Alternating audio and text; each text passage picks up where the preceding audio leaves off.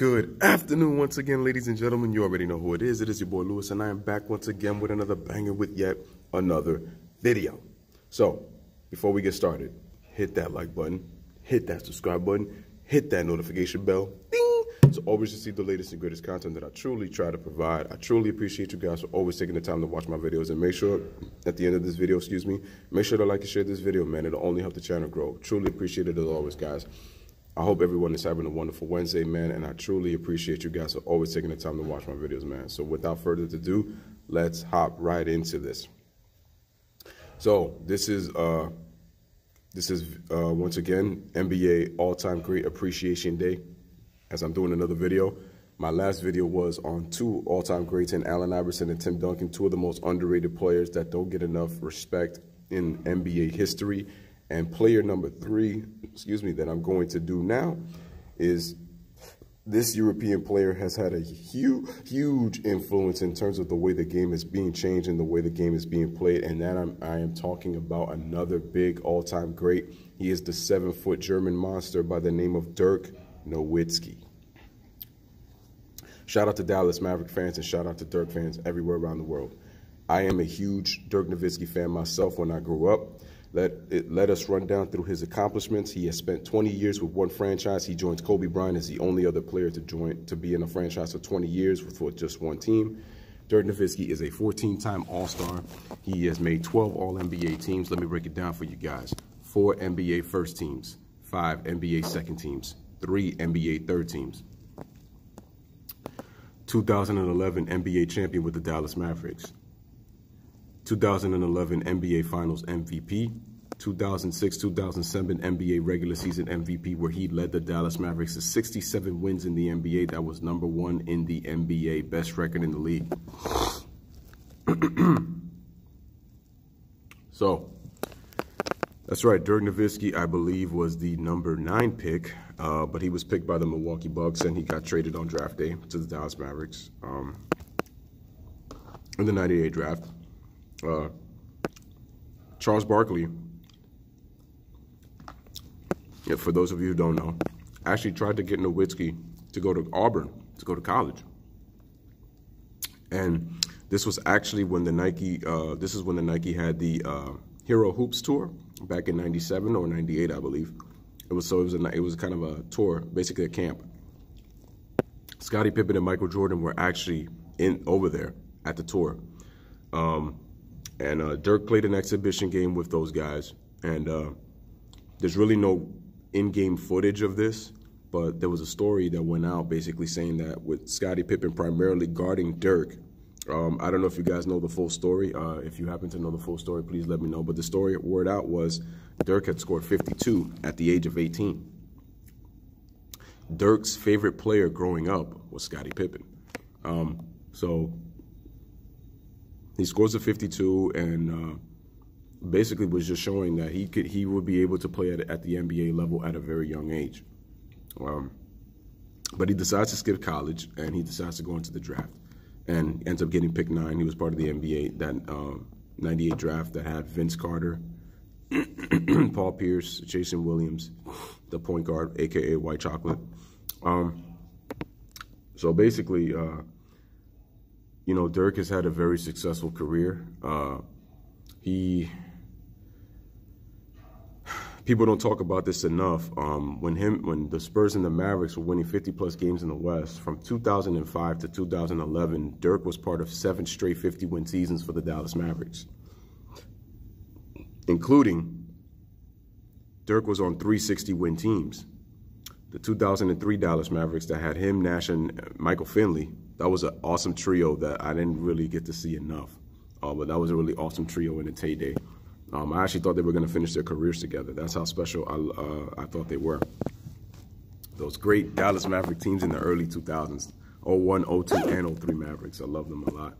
But they won 60 games in 2003, 57 games in 2002. They won 53 games when they actually rose to prominence. And this is when Dirk was really starting to show that he was, he was starting to become an all-star. He made his first all-star team in 2002, with Steve Nash. So yeah, he did that, and then he went to the NBA Finals, I believe, in just his, 7th or 8th season. 2006, the Mavericks won 60 games. They actually knocked off Tim Duncan Spurs that had the best record in the Western Conference, because the Pistons had the best record in the NBA at 64 wins, but the Spurs had the best record in the Western Conference with 63, so they were just one game off. The Mavericks won 60 games that year, and they defeated the Spurs in 7 games. Dirk had, I believe, 37 and 15 in that game. Duncan, I believe, had, 32 and 20. I believe those were the numbers, but both guys balled out, battled the power forwards.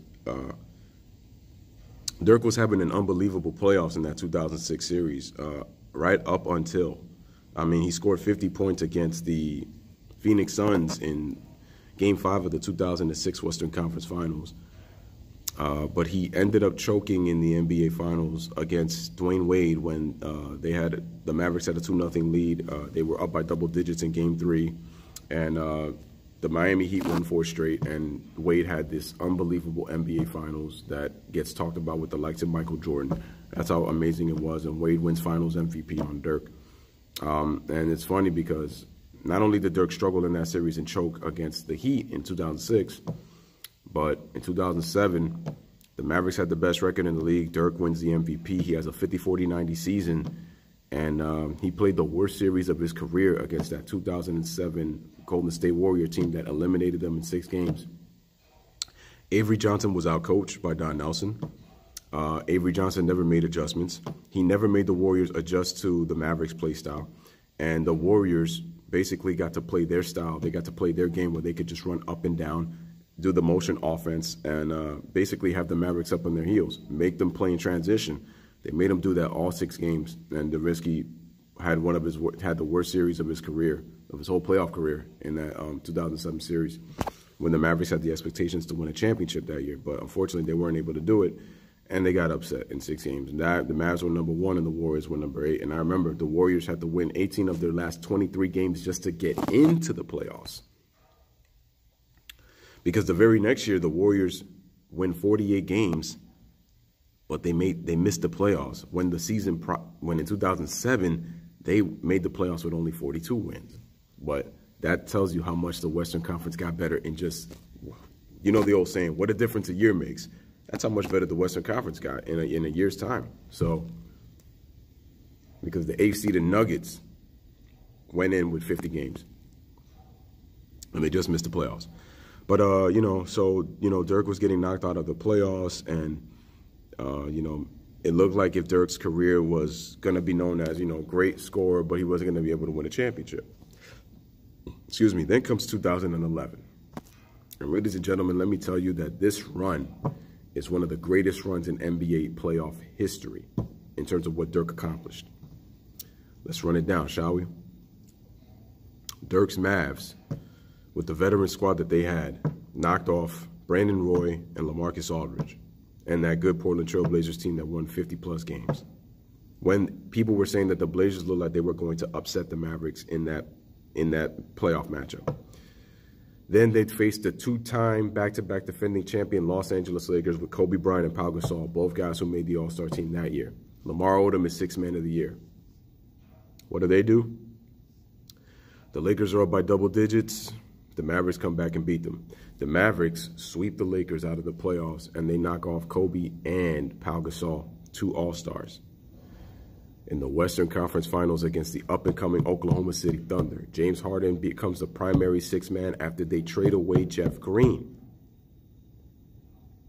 Kevin Durant and Russell Westbrook are All-Stars. What do the Mavericks do with that veteran squad? Knock them off in 5 games. And people question, can a 32-year-old Dirk Nowitzki carry this team, with the veterans they have to be able to go all the way to the finals and win a championship? The Mavericks didn't have high expectations coming into that season. They just started to look like a championship contender with the way they were playing during the season. The Spurs had the best record in the Western Conference that year, but they got upset by the 46-win Memphis Grizzlies in the 1 versus 8 matchup. Dirk knocks off the Oklahoma City Thunder in 5 games, and then we know what happened in the 2011 NBA Finals. They go against the vaunted Miami Heat that had the second best defense in all of basketball. You have LeBron James, 26, 7, and 7. Dwayne Wade, top 3 player in the league. Chris Bosh, top 10, 15 to 20 player in the league. They all make the All-Star team, and Dirk beats them in 6 games. Let's run down Dirk's postseason and wins Finals MVP. Dirk's postseason, 27.7 points per game, 8 rebounds per game, about 3 assists, shoots 49% from the field, 46% from 3, 94% from the free throw line in the postseason, on his way to a Finals MVP.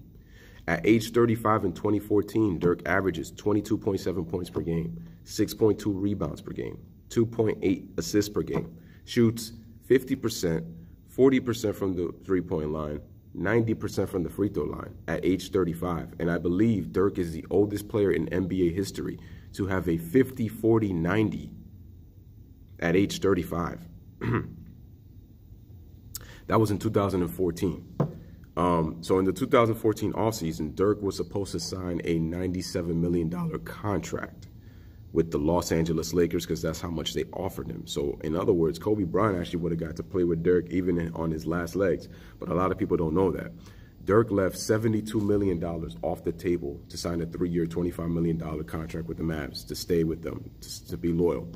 And that's one of the things that they don't talk about with Dirk Nowitzki. Just like Tim Duncan, Dirk sacrificed a lot of money. He could have been a max player, but he always left money on the table to always either bring in pieces or re-sign other players.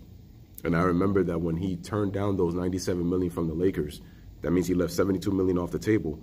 That was to re-sign Chandler Parsons for the $46 million for 3 years. We know how that panned out because Parsons is a good player, but he can't stay healthy. You know, that's his problem. When you look at Dirk's one-legged fadeaway and how much influence it has had in today's game, a lot of cats copy that move. You know, Kevin Durant idolized Dirk Nowitzki, which doesn't get talked about a lot. And he basically talks about how he watched Dirk as a kid and he loved the way that he played. And this was from one of his friends. And he said, you know, he loves the way that he posts up. People don't remember this, but Dirk was a perimeter player in the beginning of his career. It was later in his career he adopted to go into the post a lot more. And by going into the post, you got to see full arsenals of Dirk's game. Very diversified. He was able to score from just about anywhere on the floor. So he could score from the perimeter. He could score from the top of the key. He could score from the elbow. He could score from the post. And that's what made Dirk an even better player and just about unguardable. If you even look at that 2011 postseason, I mean, you know, the best of the best, and he was just giving him, Ibaka was primarily guarding him at that time, and, you know, he was just giving him problems. But, excuse me. No, but yeah, but once again, so Durant emulates his game, and once again, people don't know this, but James Harden patterned his game after Manu Ginobili because Manu Ginobili was one of the players he idolized growing up. So it tells you that the international and European influence has in the American game. Where do we get the Euro step from? Dirk was an OG, true stretch four. You know, played the 3 position, 4 position, and even sometimes the 5. So I call Dirk, he's kind of an out-of-position player, just like Tim Duncan. But Dirk Nowitzki definitely deserves the respect that he deserves, for sure. One of the greatest players to ever play the game that doesn't get enough recognition. That 2011 playoffs.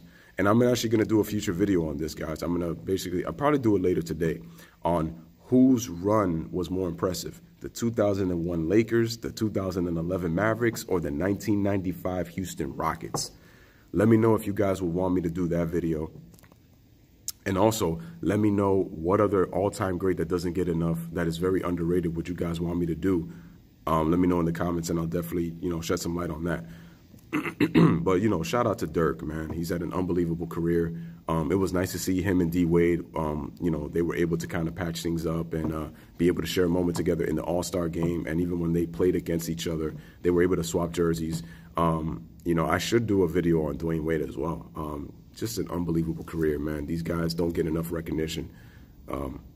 Sometimes with the stars that they play with. And I'm going to say this right now. Dirk won a championship with no All-Stars. He was one of the last few guys in the league that won a championship with no All-Stars. Tim Duncan won a championship in 2014 with no other All-Stars. And Tim Duncan wasn't even an All-Star in 2014.